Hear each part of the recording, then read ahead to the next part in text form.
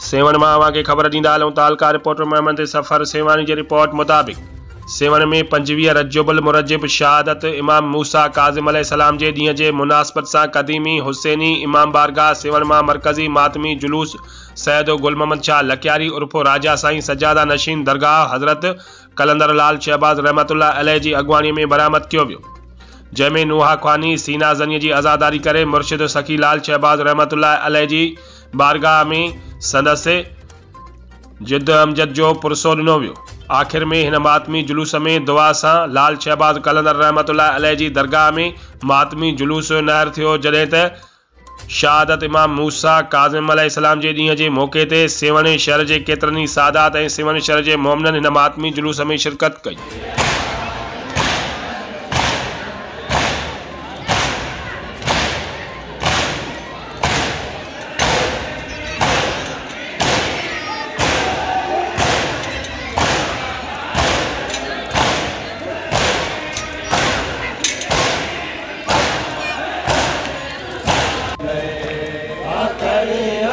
नगरी